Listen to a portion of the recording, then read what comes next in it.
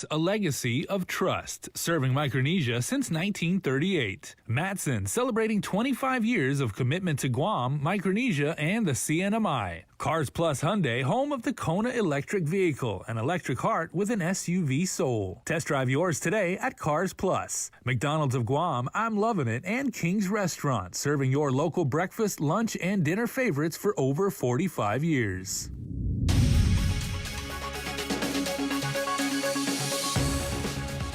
Ahead on Prime Time, the governor puts pen to paper and signs Bill 121 into law, giving the green light on a new medical complex. Plus, Isaiah Uggan gives an update on the latest COVID dashboard from the Guam Department of Education. And it's Emergency Nurses Week. Our Daniel Perez was at Guam Memorial Hospital, where they have been busy. These stories and more coming up now. Hafa day and good evening, everyone. I'm Hannah Devonzo, and thanks for tuning into Guam's News Leader. Governor Lou Leon Guerrero plans for a medical center of excellence is on track to becoming a reality after the signing of Bill 121 into law this afternoon. Flanked by her directors from GMH, Public Health and Guam Behavioral Health and Wellness Center. This is truly a joyous, a victorious, and a historical day.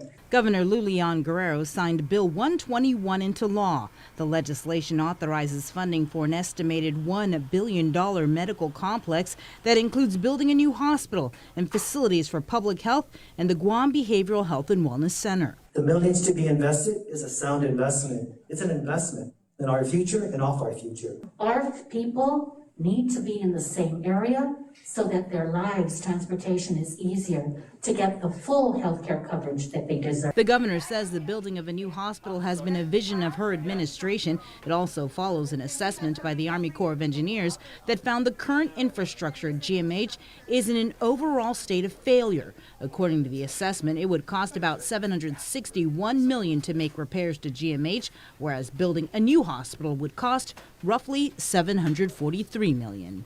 I think it's the right decision that was made, and I certainly am very excited that we will also be able to have public health there.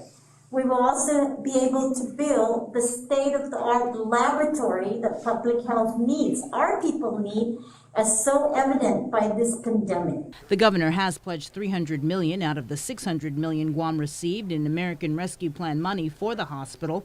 The financing is being handled by GITA, which is proposing a leaseback arrangement with a private developer for the project. The law pledges $35 million every year to cover the debt service. The preferred location for the medical campus is at Eagles Field and Manilao. The governor has said that the military will provide a license for Gov Guam to access the land in December. Amid concerns from original landowners, the governor, in an interview with KUAM, said based on her research, they have already been compensated. Speaker Therese Terlahi responds. I stand with those landowners that I think that that land that is access to the military should be returned to the government of Guam. The government of Guam should not find, clever ways around that. Let's lease it back from the military instead of just demanding that it be returned because it's excess. That's a huge departure. That's why Angel Sanchez is one of our heroes, because he fought that, right? He showed everyone that it is right to return this land to landowners. And it is right that if land is not necessary, to be used by the military and it's sitting there vacant, that it can be returned. The governor has said that by next year, she plans to sign a lease agreement for more than 100 acres in the Manilao area for the medical campus. Governor Lou Leon Guerrero also signed Bill 153 into law to build a new prison to replace the decades-old departments of corrections. The new facility is based on a master plan that looks forward as far as 80 years of expansion that will be done in multiple phases. DOC Director Joe Carbolito. Of course, the long-term goal is down the road, but the short-term goal, of course, is to consolidate the detention facility and move it up to the main facility. And the first two phases are the most important phases because we're going to realize the fruits of this labor that we did to make this bill where it's at today. The The cost of phases 1 and 2 is about $109 million. The measure sets aside $5 million a year to cover a lease back deal with a contractor that would front the construction cost. The new prison would be built on its current footprints in Manilao. The Guam Departments of Education released this afternoon its latest COVID-19 weekly dashboard. With more on this report, here's KUAM's Isaiah Uggan. The Guam Department of Education's newest COVID-19 weekly dashboard contains data from October 11th through the 12th. The dashboard will include the summarized prior week's report of new and active COVID cases amongst GDOE students and staff. The daily reports and dashboard was developed to represent on-campus positive and active cases where there exists a potential risk of transmission of the virus. What we're trying to give our families is an understanding of what risk might be present at the school sites. Meaning that a student who tests positive or an employee who tests positive was at the school site during the time frame in which he or she tested positive. For students who attend classes online or are not on campus for some other reason, will not be reported as a GDOE positive during the daily reports, including the weekly dashboard. The dashboard displays that there are 8 new and active COVID cases of on-campus students. Additionally, 1 employee with COVID was also reported. As part of the preventative measure, GDOE tracks vaccinated employees and students. About 88.5% of GDOE employees are fully vaccinated, and approximately 69.9% of eligible students island-wide between 12 to 17 years of age are fully immunized against the virus. The weekly dashboard will be updated every Wednesday on GDOE's social media pages and website. Reporting for Guam's News Network, Guahusi Isaiah Uggan. The Joint Information Center reports 3 new COVID-19 related deaths, bringing the total to 217 people who have died. All 3 were women in their 70s and unvaccinated. According to the JIC, 2 had underlying health conditions. The Guam Memorial Hospital celebrates Emergency Nurses Week to thank all the brave ER nurses that continue to serve our island against the pandemic. Daniel Perez reports. It's fast-paced, the adrenaline, at the same time, of course, saving lives. Being in a different department, the flow is different, the pace is different. And I still am to this day still work in the ER, although my role has been expanded. I do other stuff. I do audits as well. I do teach. I teach new nurses and traveling nurses. We get really sick patients that we have to care for at the risk of putting yourself and your family at risk. Suzanne Aquino and Pauline Perez are ER nurses at the hospital's busiest unit. Perez gave details on what it's like to care for both COVID and non-COVID patients day in and day out. You have to make sure you plan your care throughout the day. You do what you need to do for your COVID negative and you do what you need to do for your COVID positive while maintaining infection control, to make sure no one's getting infected and the COVID virus is contained. Even with a pandemic raging, Aquino and Perez have nothing but praise about their ER unit. They tell us what they enjoy about it and what they feel when they save lives. Most of the time you would have the code blues here, the emergencies. I like that kind of thing, where you can really see the difference right away. An ER nurse is difficult.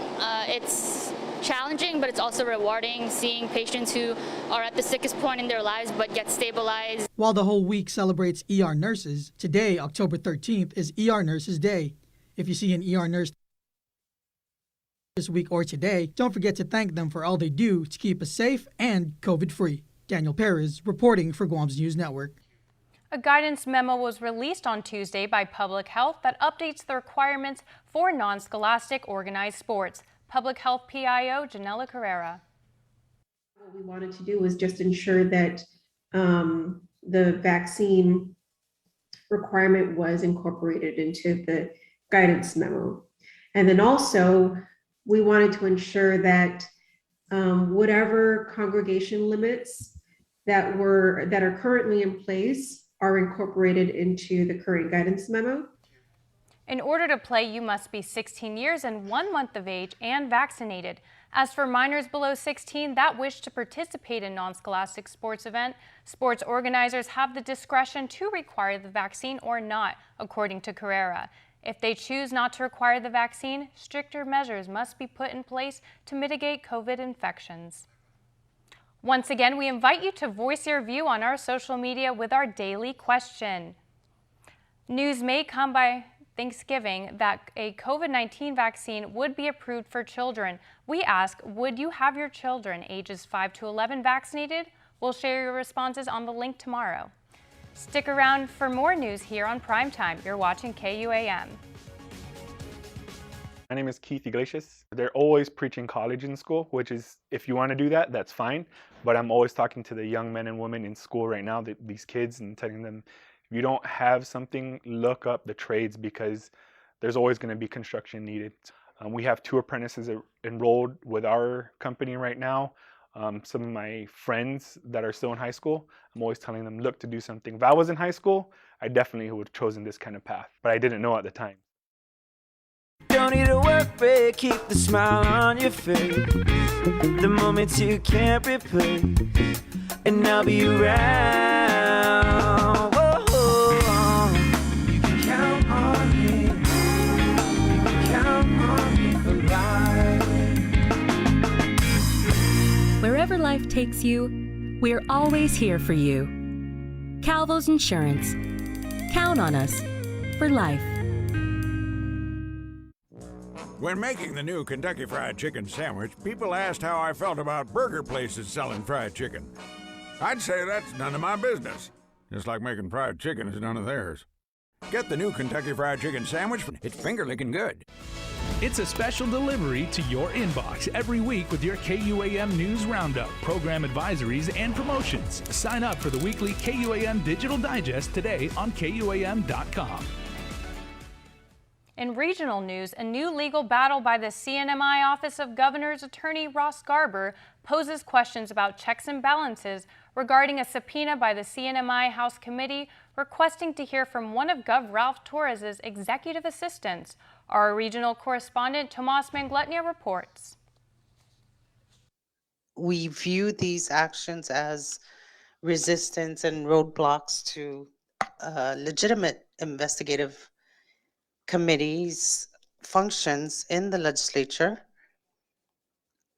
to include legislative censure from the attorneys, and I feel that this is a serious betrayal of the Constitution. One of the CNMI Office of the Governor's Attorneys objects to a subpoena by the CNMI Legislative Committee that requests to hear testimony from Francis de la Cruz, one of Governor Ralph Torres' executive assistants, regarding his expenditures. Garber, who appeared at Wednesday's hearing virtually from the mainland, says senior aides in the executive branch are immune. He cites memos from the Department of Justice under the Trump and Obama administrations. One solution here could be, it sounds like the committee is looking for some fundamental information about, the office's travel policies and how they're executed. I'd obviously have to, talk to the relevant players in the governor's office about concrete proposals, but I'll tell you, in other jurisdictions, the path that has been adopted is to, answer written questions from the committee under a circumstance where the witness has time to consider them, think about them, get a comprehensive answer together, get that to the committee, and then if there are still questions, maybe there's testimony. There are all sorts of potential ways forward. Still, the scope of the executive aide's role that would justify that reasoning is uncertain to both sides of the investigation. Legislators emphasize that Garber, who is being paid by the CNMI government, does not represent de la Cruz, the executive assistant. Is the governor directing Ms. de la Cruz not to appear to testify? I do represent Ms. de la Cruz, and I have been preparing with her for this hearing. And I can tell the committee that equivocally she has never gotten instructions from the governor not to appear here and not to testify. Tomas Manglotnia for KUAM News on Saipan. After recess, the committee noted that they affirm the legitimacy of their investigation and expect to continue with the hearing next Tuesday. Speaker Therese Terlahi is continuing to call for more transparency for military brass about discoveries of human remains and ancient archaeological sites at the Camp Blas. Speaker Terlahi had asked that Senators' most recent meeting with Joint Regional Marianas be televised, but JRM denied the request, citing, among other reasons, concerns about archaeological finds being looted and vandalized after their locations were made public. Speaker Terlahi not just calling for more information, but more detailed information. It's kind of a list of, we found pottery, we found this, we found that, but it really gives us no context. It doesn't show us where they found these things. It doesn't show us, where that was in relation to what we call magua, where the pottery, where the lati, where the lusong were found in relation to where the human remains were found. All of that, I think, give a much clearer picture. So I had asked them if they could show us maps that, put these all down on a map. And I know that they do that for themselves, but they were not sharing those with us during those meetings. So I had asked for that. And I think that's very important information for the people of Guam to know. This is their heritage. A release from them said JRM made no promise to increase preservation in place for archaeological finds at build-up construction area grounds. As it stands now, construction continues after remains and artifacts are removed from where they are found. Attorney General Levin T. Camacho joined a bipartisan coalition in support of the hearings done by the U.S. Senate Committee protecting the safety of children and teenagers using social media. Social media is causing mental distress, bullying, and suicide with a large number of kids, according to research done by Facebook's own internal studies. And still, Facebook CEO Mark Zuckerberg wants to create a kid version of Instagram for those under the age of 13. For parents like Attorney General Camacho, it's concerning. We're firmly against it. I'm firmly against it. And again, it just shows that they aren't doing enough to protect our kids from harmful content that's out there. And one of the examples I gave is that if young teen girls in particular, are affected by social media, and there was a study or a case where a 13-year-old did a search for dieting tips or nutrition, and they were sent to accounts that encouraged eating disorders and anorexia. So Facebook was aware of it, took it down, but that's what the algorithm is sending you to because they are vying for your attention, and they know that those are the type of accounts that are going to keep you on your phone, keep you looking at their apps. And they benefit from that because that's how they can show you ads and generate more revenue. In May of 2021, AG Camacho, along with 44 other attorney generals, wrote a letter to Zuckerberg requesting that the company forfeits its plans in launching a kids version of Instagram. At this moment, they have only agreed to put a pause on the project. In addition to the letter that we sent in May of this year, we've also filed antitrust litigation against Facebook because it's acquired Instagram and WhatsApp, and it's all the same company. And in Guam, we know how many folks are panicking when those programs all went down earlier this year because they're all connected, and they use that as a way to not only gather data of what you're looking at, what you're clicking, what you're liking, who your friends are, so that they can market ads to you and potentially manipulate you into buying certain products. Camacho advises parents to educate themselves and their children on social media and to be aware of what their kids are watching in order to better protect them. From shutdowns to restrictions, the island's private sector has struggled to survive. In our weekly segment, our Tyler Montanani takes a closer look inside business. Generation Renewable, formerly known as Micronesia Renewable Inc., has provided solar energy installations on Guam for nearly a decade. The recent name change has allowed them to expand far beyond our island. Business Development Manager Joe Rosario. Moving outward into Polynesia and into Melanesia, and even further out, we have opportunities that we're seeing on the horizon in Alaska and some in the Caribbean. But surviving a global pandemic has also meant surviving an unstable economy. Generation Renewable Chief Operations Officer Jeffrey Vocolo says it's been a challenge. Work slowed down, right? So projects went away, right? That was one issue. The second issue, of course, now trying to get through the pandemic is to batten down the hatches, survive the storm, Vocolo is all too familiar with economic downturns. With over 30 years in the energy industry, he's experienced everything from recession to inflation. With some restrictions finally lifted and herd immunity achieved, he says business is starting to pick back up. But that doesn't mean they're in the clear just yet. Now you have two other dynamic issues that we're dealing with. The first is lack of labor and qualified labor. which is extremely hard. And then you have another issue, which is price increases, which are, all commodity materials. You have aluminum, brass, copper going up exponentially, and then shipping. Shipping's a real issue. The ships are restricted access in and out of the ports of Long Beach, California. Lack of materials, labor issues, and inflation have put many larger solar companies in the States out of business. The two explain the continuing rise in oil prices and the need for more personnel is an obstacle that lies ahead. Vocolo says that if oil increases steadily as they predict, they're looking at a 75-employee company by the end of 2022. He says the volatility of the oil industry is something they see has no end. We're trying to hold our prices pretty steady, even though we're dealing with increases. We're going back to a lot of our suppliers saying, hey, look,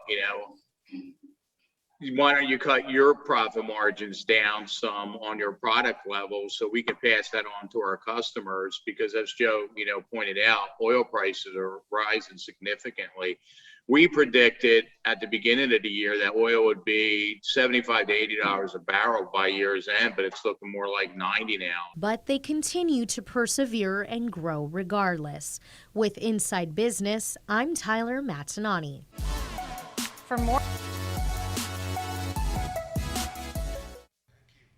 For more information on Generation Renewable, visit their website at Generation Renewable Inc. or give them a call at 671-632-2613. Sports is up next with David Delgado. Keep it here. You're watching KUAM.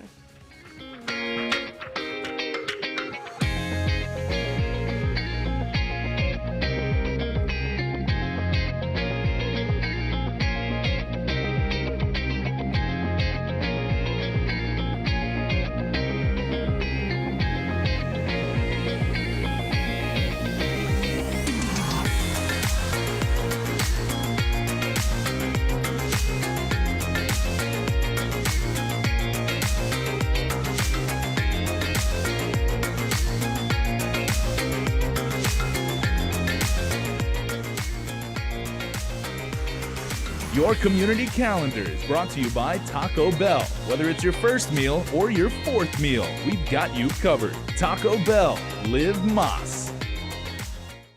Do you feel like you're missing out on something? Make life more rewarding with Pacific Points. Earn and redeem points for bill rebates and free load at IT&E, discounts on fuel at Shell, vouchers at Foodies, and United Mileage Plus miles. You can even pay with Pacific Points at IT&E, Shell, and Foodies. Pacific Points. Do more, get more. 100% truck, 100% Jeep. Experience next-level off-roading on your new Jeep Gladiator, the most capable off-road midsize pickup truck crafted for adventure, equipped with best-in-class towing capacity, legendary 4x4 Jeep capability, and backed by Guam's only lifetime powertrain warranty. Drive home in a 2021 Jeep Gladiator today, starting as low as $315 per paycheck during Jeep Adventure Days. Visit CarsPlusGuam.com to get pre-approved online today. Terms and conditions apply. Cars Plus, driven by you. Taco Bell is so good and so cheap. I know, right? I wonder why. What if they know we're broke? What if they're trying to be the good guys? Ah, thanks, Taco Bell! KUAM Sports is brought to you by Docomo Pacific. Better together.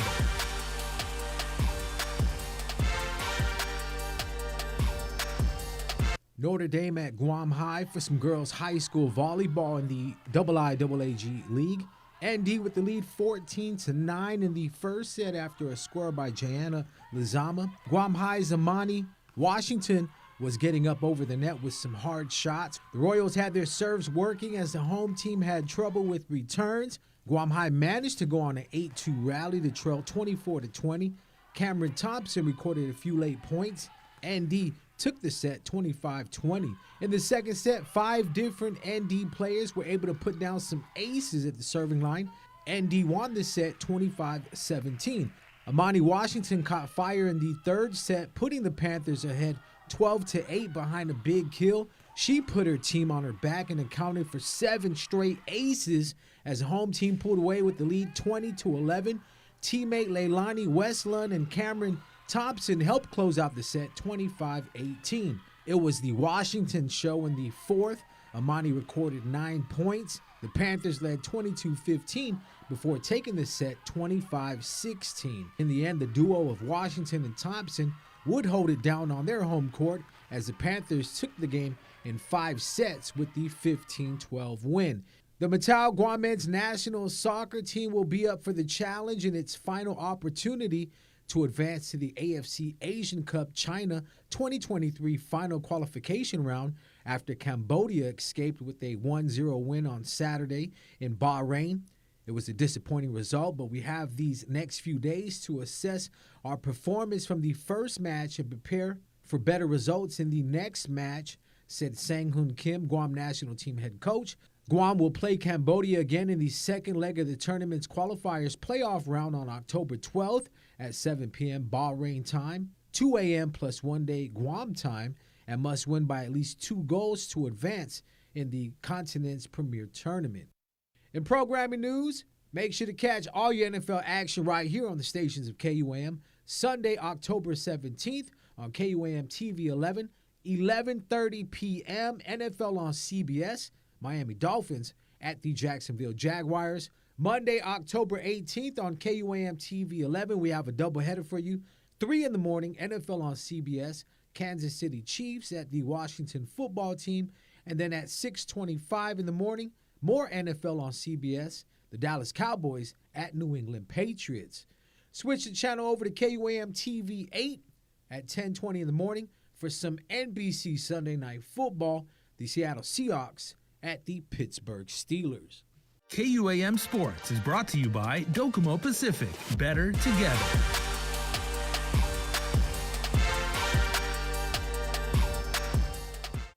You are everything that matters to me, and I promise to do whatever it takes to keep you healthy, to be comfortable, and to be free. I love you. As long as we're together, I'll always make sure that home will always be our best place to breathe.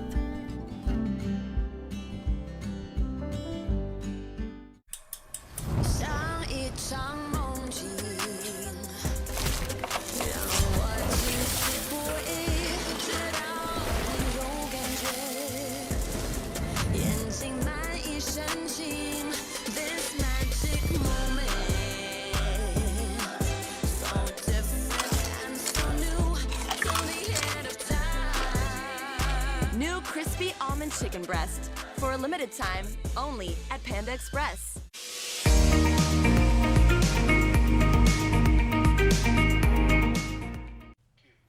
Welcome back. The theme for Relay for Life of Guam 2021 is Island Strong, Together We Beat Cancer. For the month of October, we will be highlighting some of the teams who are raising funds that go towards research, education, advocacy, and health equity. Tonight, we feature Team Guam Council of Women's Club, Women United Against Cancer.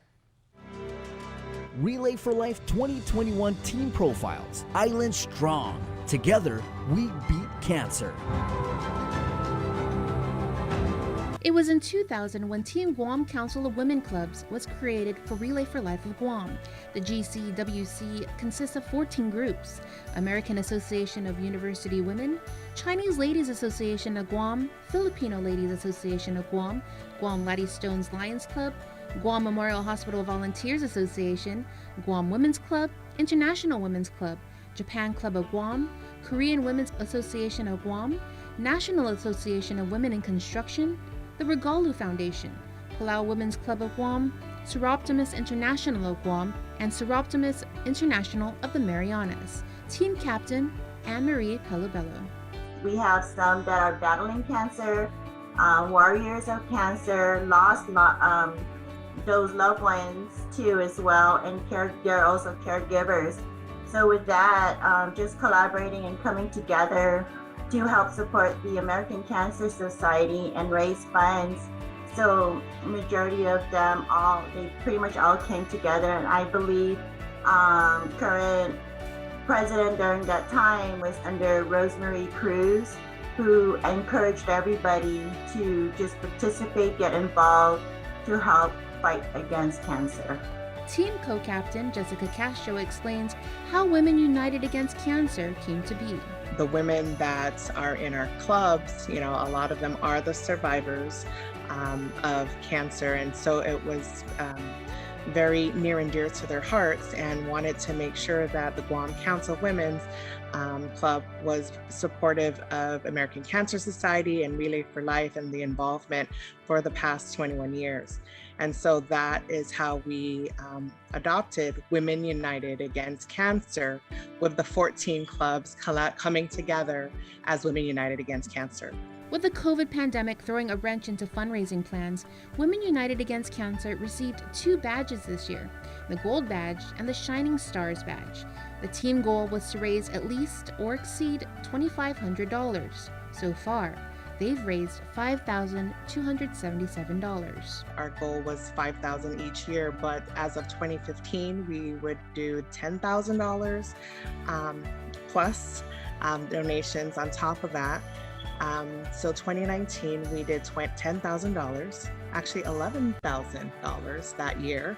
And 2020, because of the pandemic, we actually did not have our brunch fundraiser that we normally have to raise the funds for the donation, but we still wanted to stay committed to and our involvement in the cause, and we still donated $5,000 in 2020, despite not having a fundraiser that year. Even during this pandemic, we were all motivated to try our best to raise funds. As for what this year's theme means to them, so Island Strong, Together We Beat Cancer. Basically what we're doing is not just for this year, but even from the previous year and in oncoming years.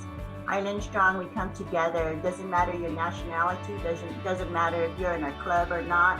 You bring the families, you bring the friends, you come together and you help support, motivate, in other words. When it comes to fighting cancer or even raising funds for cancer, cancer doesn't sleep. Relay for Life 2021 Team Profiles. Island Strong. Together, we beat cancer. And before we close out the news tonight, our latest round of birthday shout-outs from the Cold Stone Creamery Birthday Club. Happy Wednesday, October 13th birthday to Thomas Jude Tovis Uggan, who celebrates birthday number 11 today.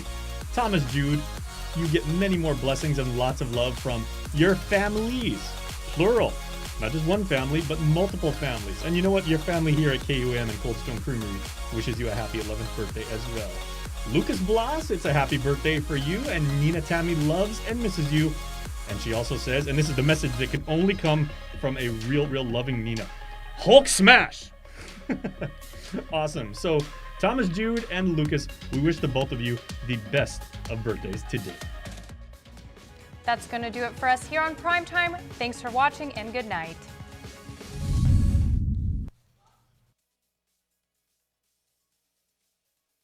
In Full Zoom is presented by Calvo Enterprises, Inc. and IT&E.